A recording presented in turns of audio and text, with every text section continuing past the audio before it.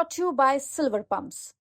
Top quality और consistent performance के लिए सिर्फ सिल्वर पंप्स नाम याद रखना।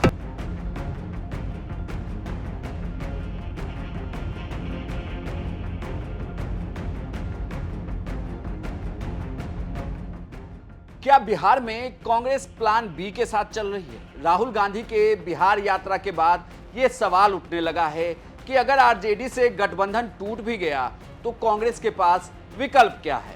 नमस्कार, प्रणाम, बिहार तक देख रहे हैं आप। मैं हूं आपके साथ इंद्रमोहन। दरअसल दो बातों को लेकर यह कहा जा रहा है कि बिहार में अगर आरजेडी और कांग्रेस के बीच सब कुछ ठीक नहीं रहा और सीटों का दबाव बढ़ता रहा तो ऐसे में आरजेडी कांग्रेस का साथ छोड़ देती है। सभी राजनीतिक जानकार ये मानते हैं कि कांग्रेस को आई हुई सीटों के पीछे आरजेडी का साथ है।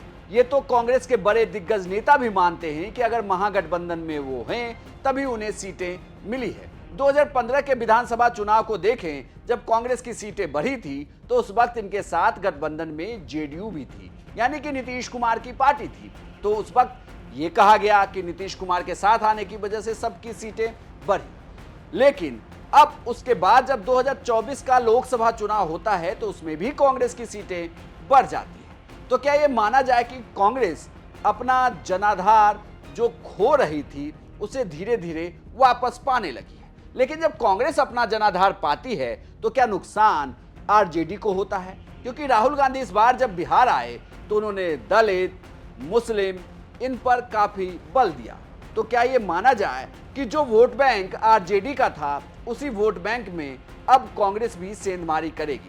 वहीं दूसरी ओर इसके पीछे की एक वजह यह भी बताई जाती है कि जिस पप्पू यादव के नाम पर लालू यादव लोकसभा चुनाव में माने नहीं थे, वही पप्पू यादव अब बिहार में कांग्रेस के साथ दिखेंगे। ये भी कहा जा रहा है कि अगर पप्पू यादव आते हैं तो ऐसे में लालू यादव और तेजस्वी यादव फिर बिफर सकते हैं। वहीं दूसरी ओर कन्हैया कुमार बेगूसराय में नेता हैं, एक प्रखर युवा नेता हैं और ये भी कहा जाता है कि तेजस्वी यादव को लेकर जिस तरीके से आरजेडी ब्रांडिंग करती है या लालू यादव उन्हें आगे बढ़ा रहे हैं, ऐसे में उनके समकक्ष साथ की सहयोगी पार्टी से कोई नेता बड़ा होता है तो तेजस्वी यादव के लिए भी मुश्किल हो सकती है। इसीलिए कहा जा रहा है कि अगर झटके में यह दबाव बढ़ा और कांग्रेस की सीट की डिमांड ज्यादा होती है तो आरजेडी कांग्रेस का हाथ छोड़ देती है। तो फिर सवाल उठता है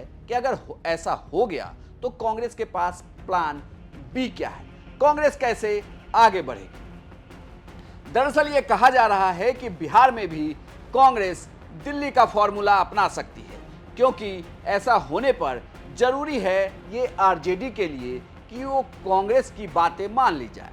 लेकिन ये भी है कि कांग्रेस की आखिर कितनी बातों को आरजेडी मानेगी, क्योंकि सिर्फ एक ही मांग नहीं होगी, मांगे कई हैं, जैसे कन्हैया का कद बढ़ना, पप्पू यादव का साथ आ जाना और सीट शेयरिंग पर बड़ी मांग। ऐसे में अगर ये बात नहीं हुई तो ये कहा जा रहा है कि कांग्रेस अकेले लड़ती है तो वो मुस्लिम वोट को तो काटेगी ही, साथ ही वो दलित वोटों में भी सेंधमारी कर सकती है, क्योंकि इस बार बिहार कांग्रेस के प्रदेश अध्यक्ष सवर्ण को हटाकर दलित चेहरा राजेश राम को बनाया गया है। ये कहा जा रहा है कि उनके जरिए दलित वोट में भी सेंधमारी की जाएगी, तो इनका सीधा नुकसान महागठबंधन की सबसे बड़ी पार्टी आरजेडी को ही होगा। यानी कि कांग्रेस के पास प्लान बी तो है, लेकिन इसमें कांग्रेस के साथ नुकसान ये है कि कांग्रेस अगर अकेले चुनावी मैदान में उतरती है तो दिक्कत ये होगी कि वह कितने सीटों पर चुनाव लड़ेगी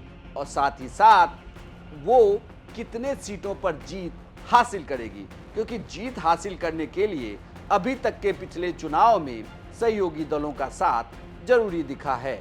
ऐसे में अगर ये साथ टूटा तो दोनों दलों के लिए काफी मुश्किल हो सकती है। आपको क्या लगता है कि क्या कांग्रेस प्लान बी के साथ विधानसभा चुनाव में उतरेगी या महागठबंधन में साथ ही आरजेडी के विधानसभा चुनाव लड़ेगी? आपकी क्या राय है हमें कमेंट बॉक्स में लिखकर जरूर बताएं और बिहार की तमाम खबरों के लिए देखते रहिए सिर्फ बिहार तक।